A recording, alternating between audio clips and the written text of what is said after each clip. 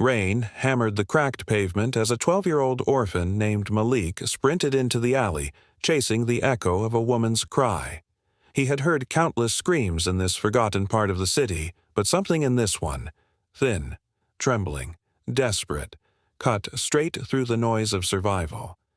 When he reached her, a man twice her size was tearing at her purse, dragging her toward the street. Malik didn't think. He threw himself at the man, shouting, clawing, doing whatever his small body could manage until the attacker fled into the shadows. The woman collapsed to her knees, breathing like someone who hadn't felt safe in years. Malik didn't know her name, only that she felt strangely familiar. But what neither of them knew was that rescuing her would unravel a secret that had been buried for 7 long years. What happens when a forgotten boy crosses paths with a forgotten wife? Malik had learned to read danger the way other kids learn to read books. One quick glance at a street corner, one shift in the wind, and he knew whether to keep walking or disappear into shadow. But this morning, as he stepped out from beneath the collapsed billboard he used as shelter, something in the air felt different, quieter, almost expectant. The city usually woke with a growl, but today it whispered, as if holding its breath for him. He tugged his threadbare jacket tight and started toward the market district, weaving past cracked storefronts and the skeletons of buildings long forgotten. His steps were light, careful, shaped by years of surviving on the edges. He carried 2 things with him, a stubborn will to keep going, and a half-memory of someone's warm hand brushing his cheek. He could never see the face clearly, only the feeling, comfort, safety, love. It haunted him like a lullaby missing its final note. As he climbed over a broken fence to reach the main road, a vendor shouted, "You late again, kid?" Malik managed a grin, tossing the man a small wave. "Morning comes the same either way," he said, grabbing a crate to carry. Work never paid much, but it kept him fed, kept him moving, kept him from thinking too long about the void where his past should have been. Across the river, in a world built from glass towers and soundproofed hallways, Ethan Caldwell stood alone before a marble memorial. Cold light spilled over the engraved name, Amara Caldwell. 7 years had passed, yet his hand still trembled each time he traced the letters. The city believed she had died in that accident, a crash with no body, no explanation, just wreckage and silence. But Ethan's grief refused to settle. There were nights he bolted upright in bed, certain he'd heard her voice. Days he caught the faintest flicker of her silhouette in a passing crowd. Logic called it delusion. His heart called it hope. His security chief approached quietly. "We need to leave soon, sir." 5 more minutes, Ethan murmured. The words cracked at the edges.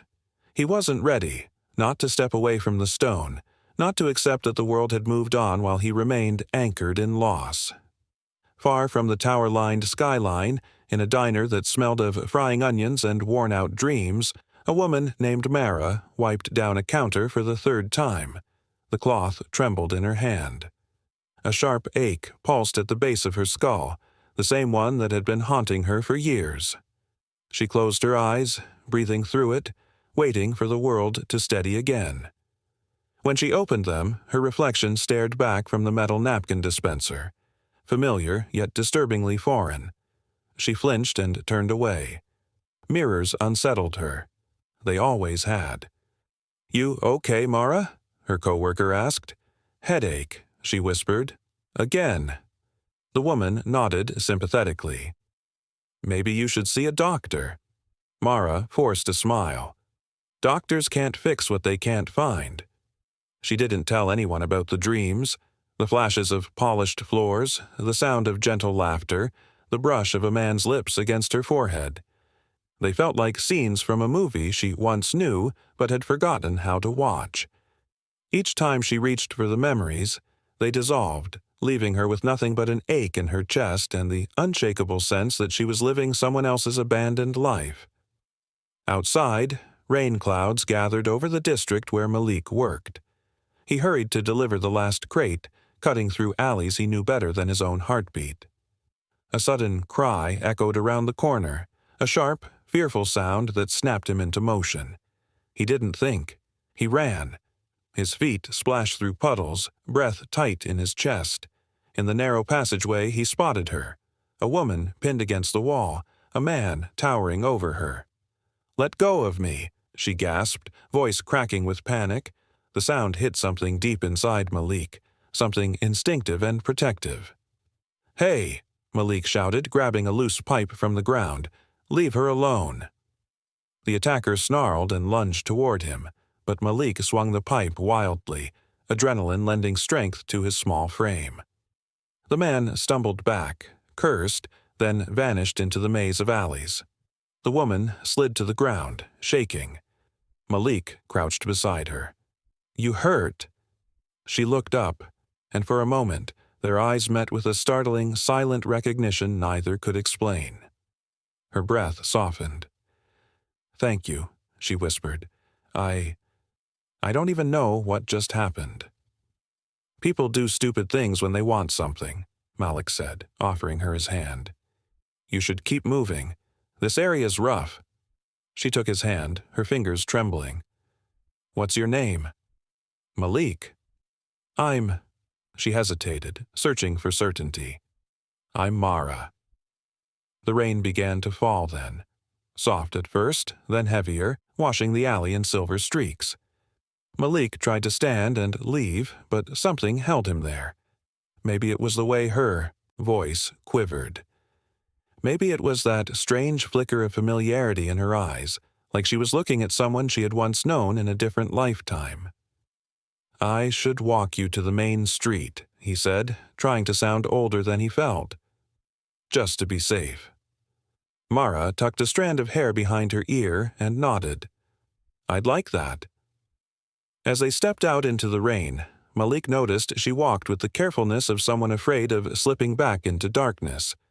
And Mara watched him with quiet curiosity, as though this boy, this stranger, carried a piece of a puzzle she'd been trying to solve for years. Neither of them knew that their meeting had nudged something vast and long hidden back into motion. A thread tying a forgotten boy, a fractured woman, and a grieving billionaire had just tightened, almost imperceptibly, but enough to shift the future. And as Malik led Mara toward the streetlights, unaware of the secrets shadowing her footsteps, a small, impossible question began to stir inside both of them. A question that would soon demand an answer neither was prepared to face. Mara showed up at the diner the next morning long before the sun reached the windows, but sleep had been impossible anyway. Every time she closed her eyes, she saw that boy's face, the quick bravery in it, the softness that didn't match the brutal street he came from. Something about him clung to her mind the way a half-remembered dream does, refusing to fade. By the time she tied her apron behind her back, she knew she needed to see him again, if only to quiet the strange storm inside her. She didn't have to wait long. Malik appeared near the doorway just as she was refilling the sugar jars, his shoulders hunched as if bracing for someone to tell him he didn't belong. When she caught sight of him, her heart tugged unexpectedly. "You came," she said, smiling before she could stop herself. He shrugged, eyes flicking toward the floor. "You said I could get breakfast today." "Not just breakfast," she answered. "A thank you." She led him to a booth in the corner, the one with a ripped cushion and a view of the rainy street. As he sat, the cafe lights glowed softly against his face, and once again that flicker of familiarity struck her, like a melody she used to hum but hadn't heard in years. She brought him a plate of eggs and toast, and he stared at it for a moment, almost suspicious of its generosity.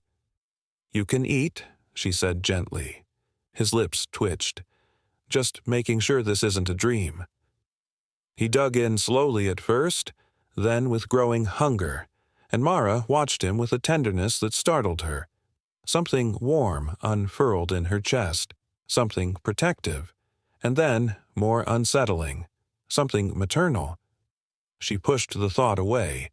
It didn't make sense. Nothing about these feelings made sense. While Malik ate, she caught a faint sound, a baby's laugh, light, warm, so real she felt her breath hitch. She blinked, hard, looking around the diner, but no child was there.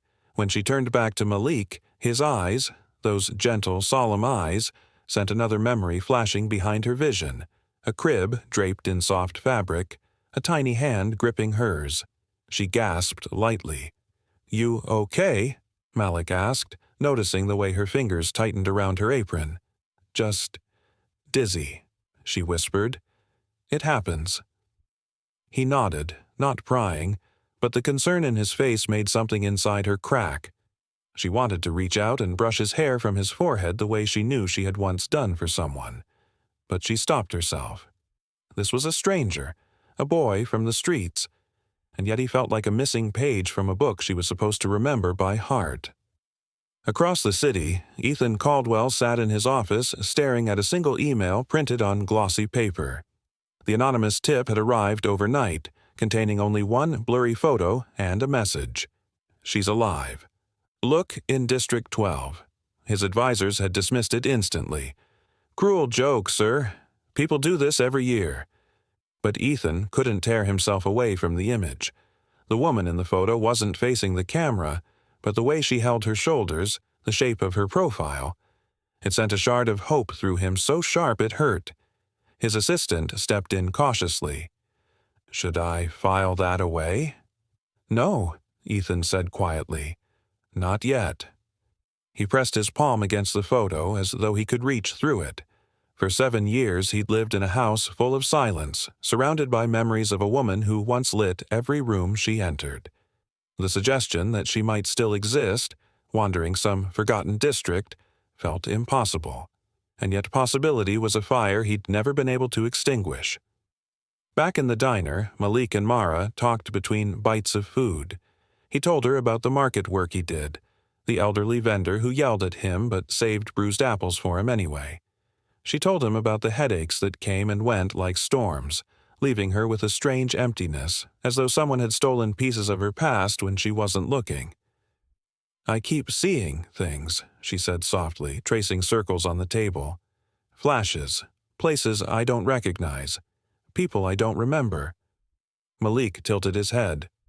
"Does it scare you?" "Sometimes," she admitted. "Mostly. It just feels like I'm supposed to know something I forgot."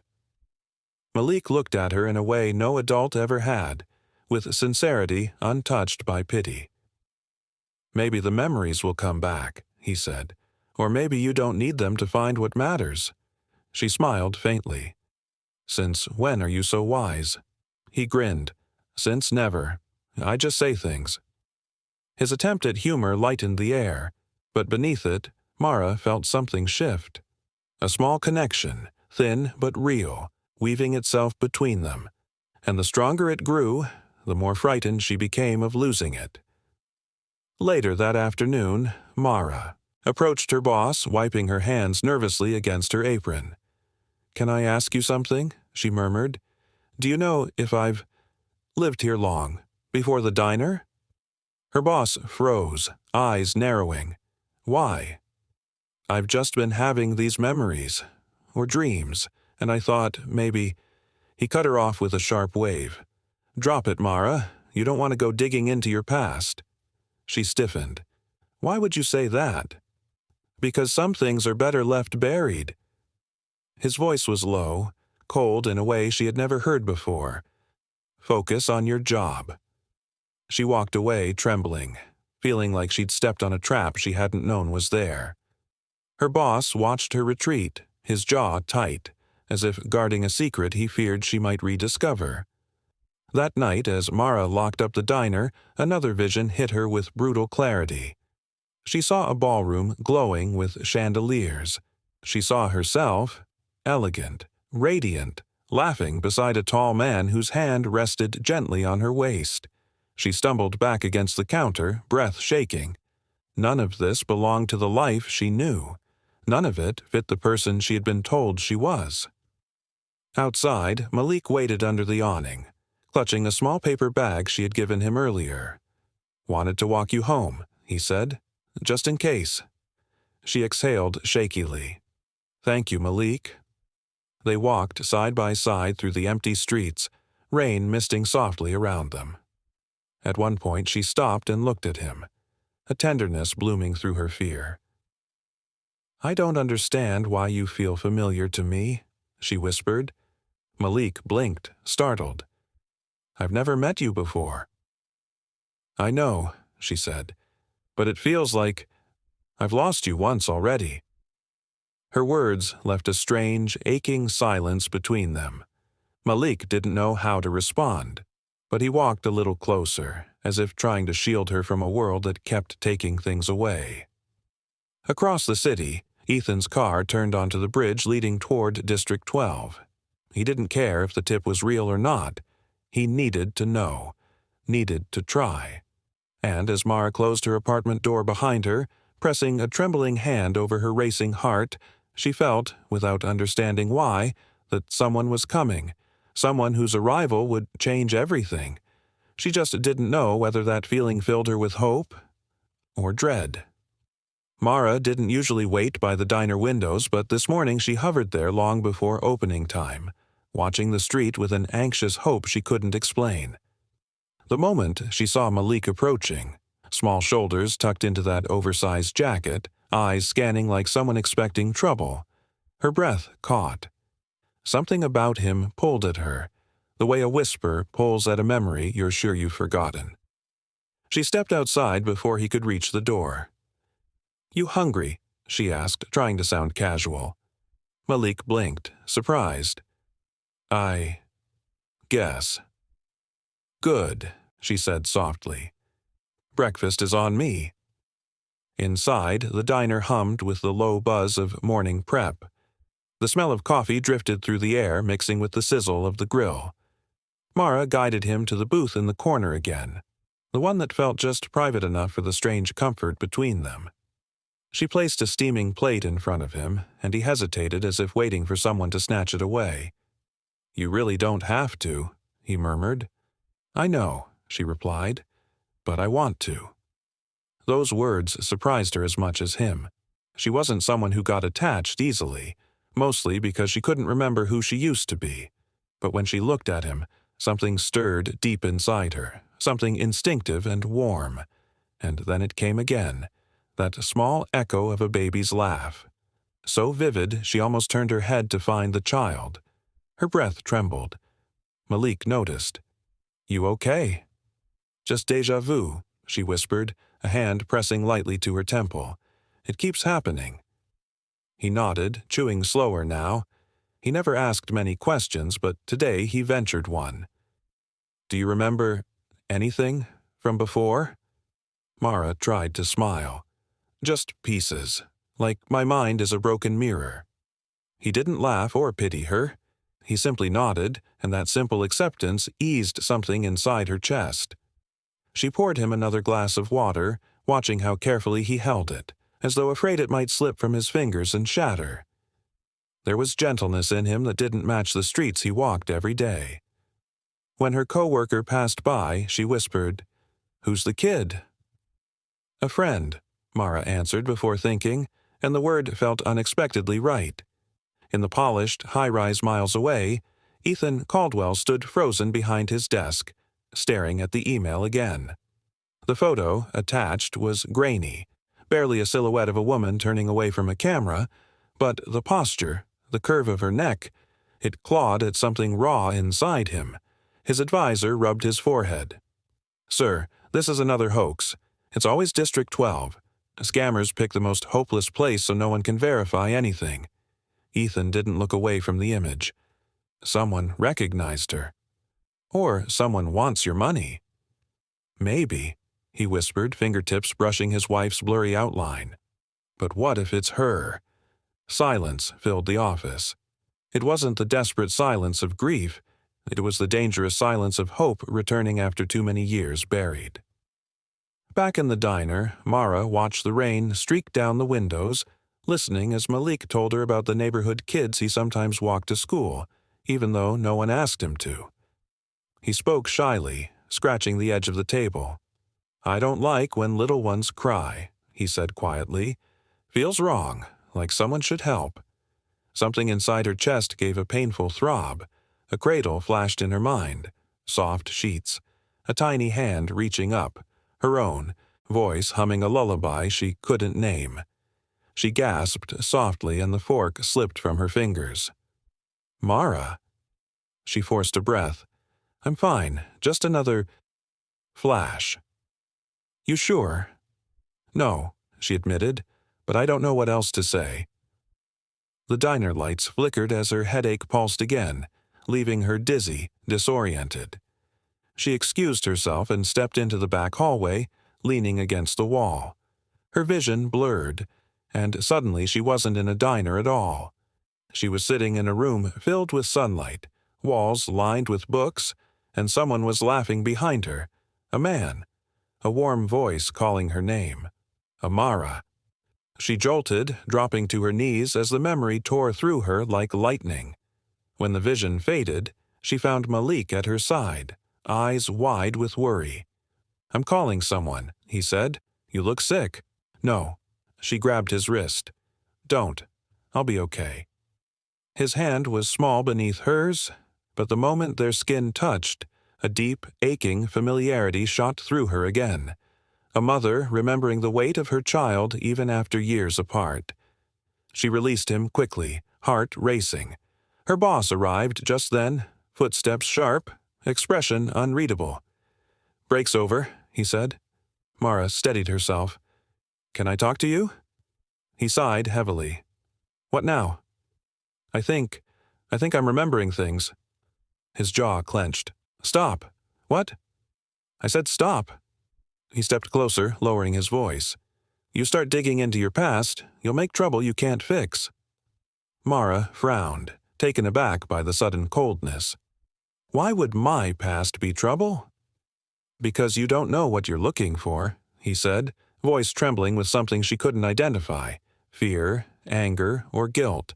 "And you don't know who might be looking for you." Her breath hitched. Malik instinctively stepped between them, small but fierce. "Leave her alone." Her boss glared. "This doesn't concern you." "It does if you're scaring her," Malik shot back. The man's mouth twitched, but he backed away, muttering under his breath before disappearing into the kitchen. Mara sagged against the wall, her pulse racing. "He's not right," Malik murmured. "I know," she whispered. As the afternoon faded into evening, she walked Malik out again.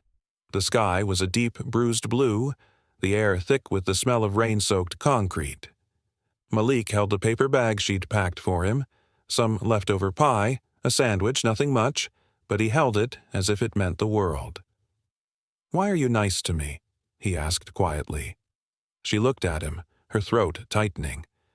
"Because being kind to you feels familiar, like something I'm supposed to do." "That doesn't make sense," he said, though not unkindly. "No," she admitted. "It doesn't, but nothing in my head has made sense for a long time." A single streetlight flickered above them, casting a warm glow on Malik's face. She stared a moment too long, trying to understand why looking at him felt like looking at a memory she hadn't lived yet. "I'll walk you tomorrow," he said suddenly, almost shy. "If you want."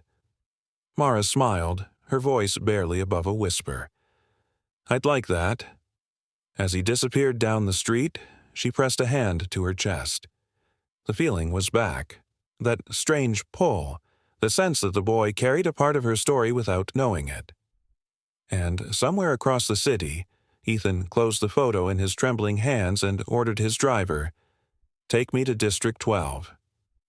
Two paths had begun to move toward each other, slowly, inevitably, guided by memories half-formed and hope half-buried. And Mara, staring up at the rain-heavy sky, felt a quiet certainty ripple through her. Something was coming, something she wasn't ready for, yet couldn't stop longing for. Malik returned to the diner the very next day, and the day after that, as if something inside him had decided he no longer needed to wander alone. Mara noticed the change immediately. The moment he pushed through the door, small, quiet, carrying that worn backpack like it held his whole world, she felt the air shift. It was subtle, like a note added to a melody, but it made everything feel fuller.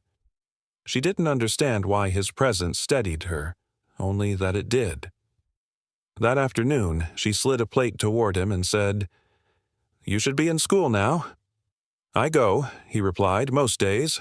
"And today?" He shrugged. "Felt like coming here."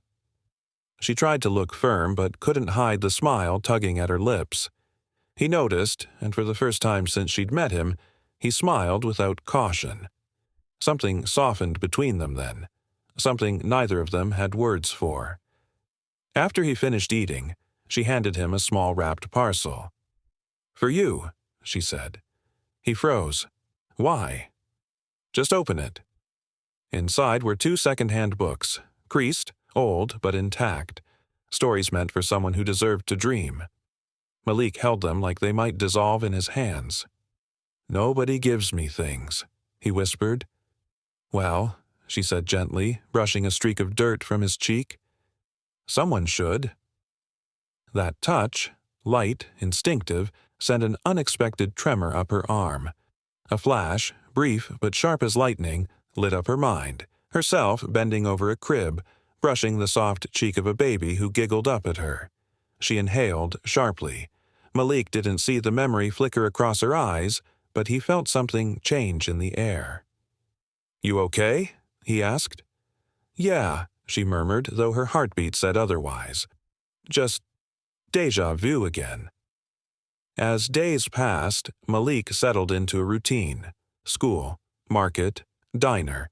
And somewhere in that rhythm, Mar began teaching him little things. Not with lectures, but with small gestures. She showed him how to sit tall, even in worn clothes, how to speak with confidence, how dignity wasn't about where you lived, but how you treated yourself and others. "You deserve respect," she told him once. "People like me don't get that," he replied. She cupped his chin lightly, making him meet her gaze. "Then take it anyway." Her words planted something deep in him, something fragile and dangerous. Hope. Meanwhile, on the other side of the city, Ethan flipped through the reopened case files spread across his desk. His private investigators unearthed inconsistencies he'd never been shown. Missing witness statements, erased footage, reports marked inconclusive with signatures that didn't match. Every discovery fed the fire already burning inside him. One investigator cleared his throat. "It wasn't an accident, sir. I'm convinced of it." Ethan stared at a photo of Amara, her eyes bright, her smile soft. "Then find out who took her," he said, voice steady but cold, "and find out where she is now." Hope had sharpened into determination. He would not lose her twice. Back in the diner, Mara's headaches returned with vengeance. They struck without warning, slicing through her like shards of broken glass. Each episode came with clearer images: golden chandeliers, a balcony overlooking a garden, a man with warm eyes whispering her name. Not Mara, Amara. She couldn't tell if she was losing her mind or finally finding the pieces she'd been missing. Her boss noticed the changes and grew tense. He began hovering, watching her with a possessive sharpness that made her skin crawl. "You've been distracted," he said one evening. "I'm fine," she replied, though she didn't believe it. He leaned closer. "You need to stop thinking about things that don't concern you." Mara stiffened. "My memories do concern me." His expression darkened. "Not the ones you're looking for." She stepped back, pulse spiking. There was something in his voice, something threatening, as if he feared she might unlock a truth he was desperate to keep buried. When she returned to the floor, she found Malik wiping down a table even though she hadn't asked him to. "He scares you," Malik said quietly, glancing toward the kitchen. "He makes me uneasy," she admitted. "Tell me if he ever hurts you." The seriousness in his voice startled her. "You shouldn't worry about me," she murmured. "I do, anyway," he said. It was then she realized she was no longer the only one feeling this strange bond. One late afternoon, as the sky turned amber, Mara walked Malik home. The streets were quiet, carrying only the distant hum of traffic and the occasional bark of a dog. She watched the boy's silhouette ahead of her, thin, determined, moving with a resilience far older than his years, and felt an ache she couldn't explain. "Malik," she called softly. He turned. She hesitated. "Do you ever wonder about your parents?" "All the time," he said. "But wondering doesn't bring them back." "Maybe not," she whispered, "but it means you haven't given up." He studied her face for a moment. "You talk like someone who lost people, too." She looked away, whispering, "Maybe I did." That night, Mara dreamed vividly. She saw Ethan's face, clearer than ever before, his hand resting over hers, his voice cracking as he whispered, "Come back to me." She woke with tears on her cheeks, her heart pounding like it was trying to break free from her ribs. The dreams grew stronger over the next few days, overlapping reality until she felt like she was living in two worlds. Each time Malik walked into the diner, her chest warmed, but each time she saw Ethan's face in her mind. Something inside her splintered with longing she couldn't explain. Her boss watched all of this with rising agitation. Twice he grabbed her arm too tightly. Once he hissed, "You're forgetting your place." And Mara, trembling, wondered what place he thought she belonged in. One evening, as she reached for a stack of plates, a sharp pain exploded in her skull. She dropped to her knees, clutching her head as images flashed violently. Ethan lifting her into his arms. Ethan whispering her name while she cried. Ethan holding her hand in a hospital room she didn't remember. "Mara!" Malik's voice cut through the haze. He knelt beside her, his hands shaking as he tried to steady her shoulders. "What's happening? Talk to me." She couldn't. The memories were too loud, too bright, too cruel. Her boss stormed out of the kitchen. "What did I tell you?" he snapped. "Get up, now." Malik jumped to his feet, placing himself between them without hesitation. "Back off," he growled. The man sneered. "This doesn't concern you, boy." "It does, if she's hurt." Mara's vision blurred, but she heard Malik's voice trembling with something fierce. Fear, anger, devotion. She tried to rise, but her legs buckled. Malik caught her before she hit the ground, and in that moment she felt something deep inside her break open. The touch was too familiar, too right, like holding her child. "Mara, please," Malik whispered. "Stay awake." But her world was already dimming. The last thing she felt was his arms tightening around her, as if he could hold her together while she fell apart. And the moment she went still, Malik knew one thing with absolute clarity. If the world was trying to take her from him, he wasn't going to let it happen. Not again. That promise, silent and fierce, was the spark that would ignite everything to come. It happened on a night that felt wrong from the moment the sun went down. The streets were too quiet, the air too heavy, as if the whole district sensed something closing in. Malik felt it first, that prickling warning at the back of his neck. He didn't know why he lingered near the diner long after closing, hiding in the shadow of a vending machine, watching the door. All he knew was that Mara had looked fragile earlier, shaken by the memory that had dropped her to the floor. Something inside him refused to leave her alone. When the diner lights finally clicked off, he straightened. Mara stepped outside, hugging her coat tighter against the cold. She didn't see the two men emerge from the alley until they were already beside her. "Evening, Mara," one of them said, his voice too smooth. She stiffened. "I'm heading home." "Not tonight," the other replied. "Boss wants to see you. Private matter." Before she could protest, they grabbed her arms. Mara gasped and stumbled, trying to pull free. Malik surged out from hiding. "Let her go," he shouted, but the men shoved Mara toward a van waiting by the curb, its engine rattling in the darkness. "This is for her own good," one of them snapped. But Malik didn't believe that. Not for a second. He ran. barely thinking, barely breathing. He reached the van just as they pushed her inside. He grabbed the nearest man's coat and swung wildly, more desperation than strength. The man cursed and tried to shake him off, but Malik clung on, yelling loud enough to wake the entire street. And it worked. Windows opened, lights flicked on. A dog started barking.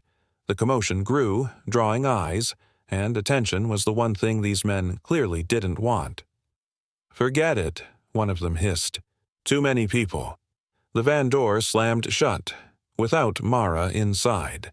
They sped off into the night, leaving her collapsed on the pavement, trembling. Malik knelt beside her instantly. "I'm here," he whispered, breathless. "You're okay. I've got you." Her hands shook as she tried to sit up, leaning into him as if her body recognized him more than her mind did. He wrapped an arm around her shoulders, guiding her toward the streetlight. She looked dazed, terrified as though reality kept slipping from her grasp. "What did they want from me?" she murmured. "I don't know," he said, "but I won't let them take you." That promise hung between them, small but fierce. A black car slowed at the corner then, headlights sweeping across the cracked pavement. Malik stiffened, pulling Mara behind him, but the car rolled to a stop. 3 men stepped out, dressed too sharply for this part of town. Malik's grip tightened. Then the 4th man stepped out. Ethan. He had come to District 12 expecting disappointment, maybe even heartbreak. But not this. Not seeing, in the glow of a flickering streetlight, the woman he'd been searching 7 years for, leaning helplessly against a boy who looked ready to fight the world for her. "Mara?" Ethan said, barely more than a breath. She froze. Her eyes lifted slowly. The moment their gazes met, Ethan's world broke open. "Amara," he whispered. "My God, it's you." But she didn't step toward him. She didn't speak his name. Instead, confusion and fear surged into her expression. She looked at him as though staring into a stranger's face wearing the features of someone she should love. She stumbled back. Malik instantly moved in front of her, arms spread protectively. "Stay back," he warned. Ethan blinked in surprise. "I'm not here to hurt her." "You don't touch her," Malik said, voice trembling but unwavering. "Not unless she wants you to." Ethan's investigators exchanged glances, but none intervened. The tension in the alley thickened, lit by the harsh street lamp and the pounding of 3 anxious hearts. "Mara," Ethan tried again, gentler this time. "I've been looking for you. For years. You disappeared, and everything in me broke. Please, do you remember anything?" Her breath hitched. She brought a shaking hand to her forehead. "I don't know you," she whispered. "I don't know what's happening to me." "But I know you," Ethan said. "I know your voice, your laugh, the way your hands shake when you're overwhelmed. I know the scar on your shoulder and the dimple you get when you smile on the right side. I know the sound you make when you're trying not to cry." His voice cracked. "I know you, Amara. Even if you've forgotten me." Malik glanced back at Mara. Tears had pooled in her eyes and her breath grew shallow. Something inside her was unraveling. Too fast, too violently. Then the first memory struck. It wasn't gentle. It didn't ease its way in. It crashed into her like a tidal wave. Blinding white light, a wedding arch draped in flowers, Ethan's face beaming as he lifted her veil. She felt his hands on her waist, the warmth of his lips against her forehead, the whisper, "Forever." She staggered. Malik grabbed her arm. Another memory slammed into her. Their home, sunlit, soft. Ethan brushing paint on a nursery wall. Her own laughter echoing. A tiny heartbeat on a monitor. Then the third, sharp, devastating. The crash, the scream, the world tilting and shattering, the emptiness that followed. She cried out and collapsed to her knees, clutching her head as if trying to trap the memories inside before they tore her apart. "Mara!" Malik shouted. "Stay with me!" Ethan rushed forward on instinct, but Malik threw out an arm again. "I said, back!" She needs help, Ethan pleaded. She needs space, Malik snapped, voice trembling with fear. But Mara didn't hear either of them. Her mind was unraveling, truth and trauma mixing into something unbearable. She saw Ethan through the haze, his face from the past and the present blurring into one, and the emotional weight crushed her. I remember, she gasped. I remember everything. And then she collapsed entirely. Ethan reached her first, falling to his knees beside her. Amara, please, open your eyes. His voice broke under the weight of 7 years of grief and hope colliding. Don't leave me again. But she didn't respond. Malik, trembling, hovered just inches away. His heart hammered painfully. What's happening to her? He whispered. Ethan shook his head, tears streaking down his face. Her mind. It's too much. She's remembering everything all at once. Malik swallowed hard. He didn't trust this man, not yet, but he saw the anguish in his eyes. Real anguish. Familiar anguish. The kind he'd felt the night he realized no one was coming back for him. Ethan gently lifted Mara into his arms. We need to get her somewhere safe. Malik stepped closer, voice barely steady. I'm coming with her. Ethan met his gaze, two worlds colliding, neither understanding how deeply they were already connected. I won't stop you, he said quietly. They moved together toward the car, Ethan carrying the woman he'd spent 7 years mourning, Malik walking beside him like a silent guardian. The investigators cleared the path, though the unanswered questions between the boy and the billionaire pulsed in the air like static. As Ethan laid Mara gently inside the car, Malik climbed in beside her, gripping her hand tightly, refusing to let go. Ethan watched this, bewildered by the fierce devotion of a child he'd never met. But somewhere, deep in the tangled threads of fate, a truth waited, one that would shake all 3 lives once revealed. And as the car pulled away from the darkened alley, one thought echoed through Ethan's mind like a storm rolling toward shore. How did this boy fit into his wife's missing years? Mara woke to the feeling of softness, clean sheets, warm air, the faint hum of machines, and for a moment she thought she was dreaming. Then the scent reached her. Lavender. Familiar. Impossible. Her eyes opened slowly, blinking against the gentle morning light spilling through a wall of tall windows. She wasn't in her tiny apartment. She wasn't in the diner. This place was quiet, safe, expensive. She sat up too fast. Pain flared behind her eyes, memories rushing in like shards of glass. Ethan's face, the alley, the wedding, the accident. The world tilted until a hand steadied her. Mara? Easy, Ethan murmured, sitting beside the bed. His voice, cracked with sleeplessness, softened the air. You're safe now, I promise. She stared at him, unable to speak. 7 years of forgotten love pressed against her chest, but so did 7 years of fear, confusion, and forced isolation. Where am I? She whispered. In my private medical suite, he said. The safest place I could bring you. Her breath trembled. You still care about me? He smiled, a fragile, heartbroken smile. I never stopped. Something inside her shifted, warm, painful, overwhelming. She looked down at her trembling hands. Everything feels broken, she whispered. My memories? They're jagged, they hurt. I know, he said gently. Let me help you pick up the pieces. He spent the next hours explaining everything he had carried alone for 7 years. How she vanished without a trace. How the police mishandled the investigation. How every lead turned into a dead end. And how he refused to accept she was gone.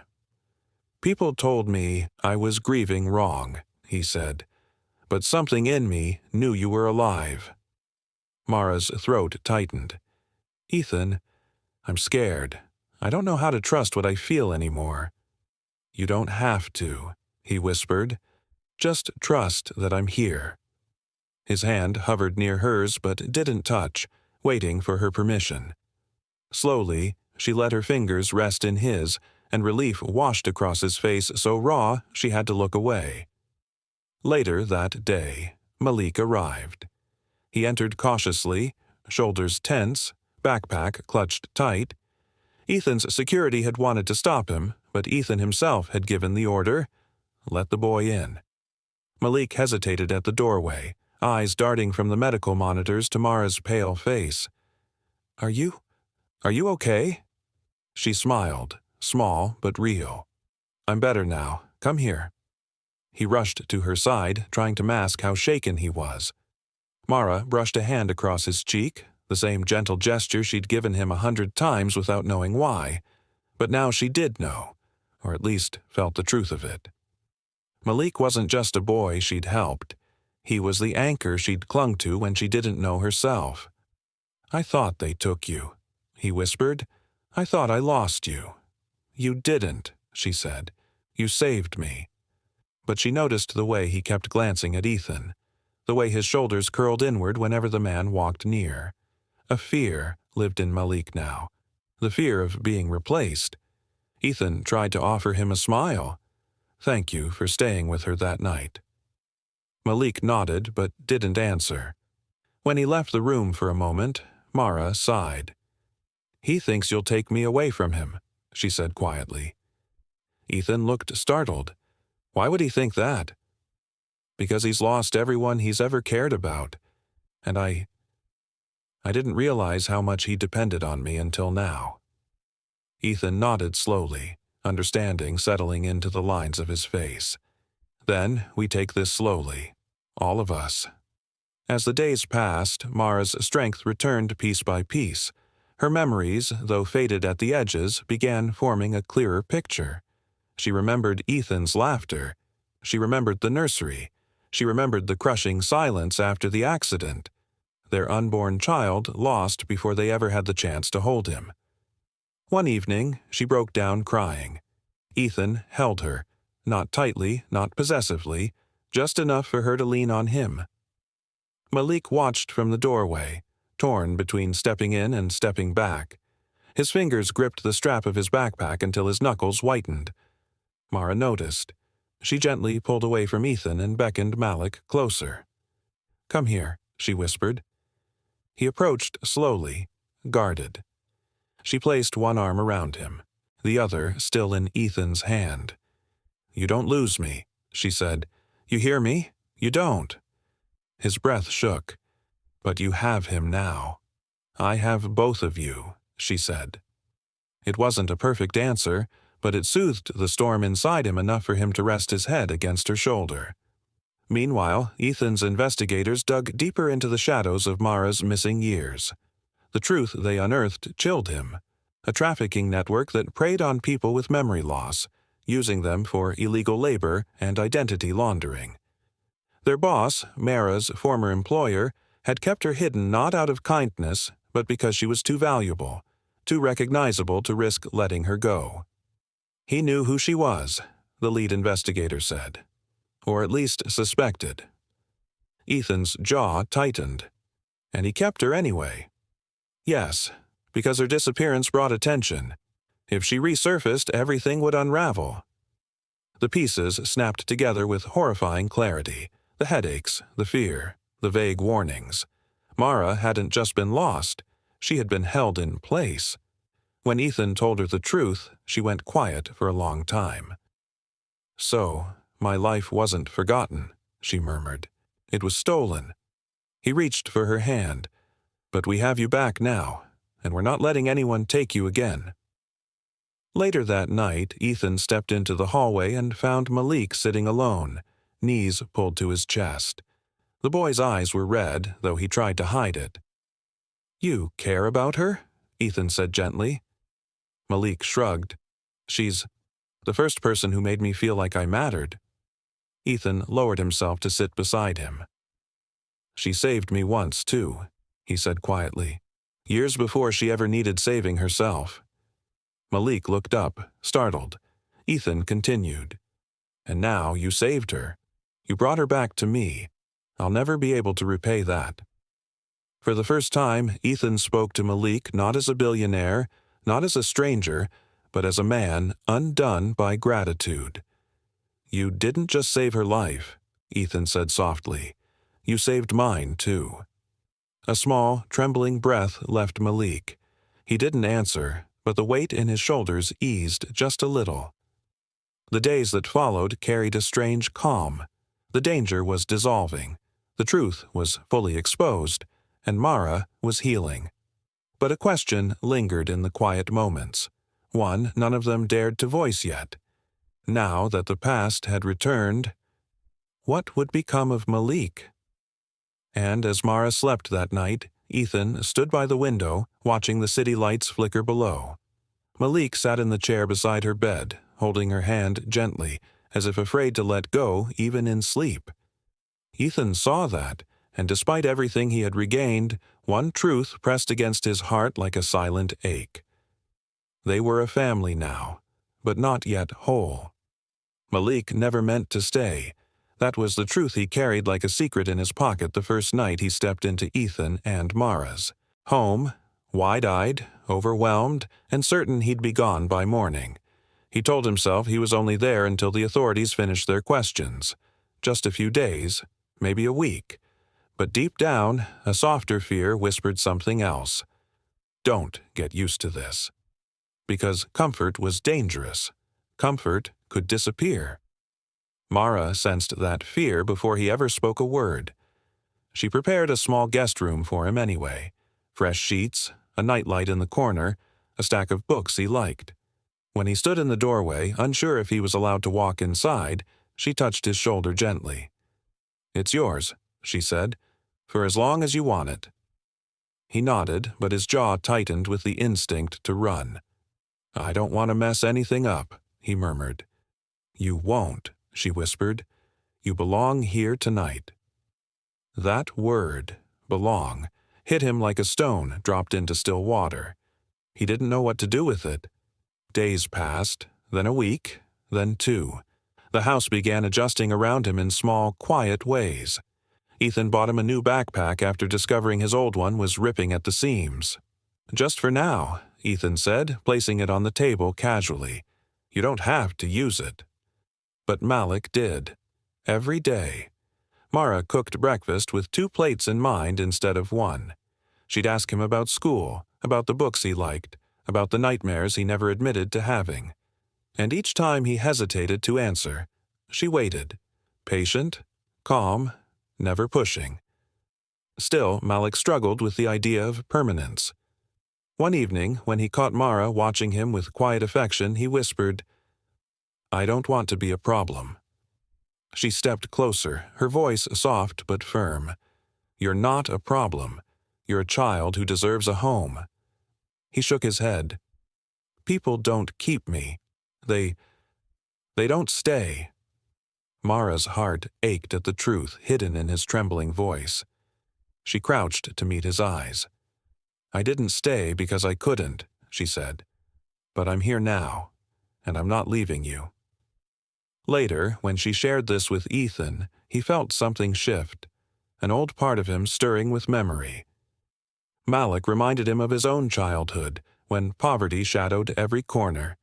He saw himself in the boy, the guarded eyes, the silent hunger to be worth something. Ethan made a quiet vow that night. He will never feel unwanted under my roof. As Mara regained her strength, she returned to the work she once loved, her philanthropic programs. But she focused differently now. Her attention moved toward children like Malik, the forgotten, the unseen, the ones who had to teach themselves patience and hope. She began drafting plans and contacting old partners, her vision steady despite the pieces of her life she was still stitching back together. Sometimes Malik sat nearby as she worked, pretending to do homework while secretly watching her. He'd never seen someone rebuild a life with such gentle determination. It made him wonder if he could rebuild one too. One afternoon, he wandered into Ethan's study, drawn by the sound of typing. Ethan glanced up from his desk. "Homework?" "No," Malik muttered, clutching the doorframe. Can I ask something? Anything. Malik hesitated. Why are you being nice to me? You don't even know me. Ethan leaned back, folding his hands. Maybe not yet, he said, but I know the kind of person who stays by someone's side when they're hurting. I know the kind of courage it takes to protect someone you love. Malik's breath caught. I didn't. I wasn't trying to be brave. You were, Ethan said, and I won't forget it. There was no pressure in his voice, no expectation, just truth. As weeks turned into a month, something softened between the three of them. Their routines braided quietly together. Mara read to Malik at night when his nightmares clawed up from old wounds. Ethan taught him chess and smiled every time Malik beat him, which quickly became often, and Malik, without meaning to, brought laughter into a house that hadn't known it for 7 years. Still, the fear never fully left him. He waited for the day someone would show up and say it was time to go, that he didn't belong in this world of soft beds and warm meals and gentle voices. One night, after a quiet dinner, Ethan excused himself briefly, leaving Malik and Mara at the table. Malik pushed his plate away, trying to hide the trembling in his hands. I know this won't last, he said quietly. Mara reached for him instantly. What makes you think that? You and Ethan. You're a family. I'm just in the way. Her eyes softened in that motherly way she still didn't fully realize she had for him. Malik, she whispered, you're not in our way.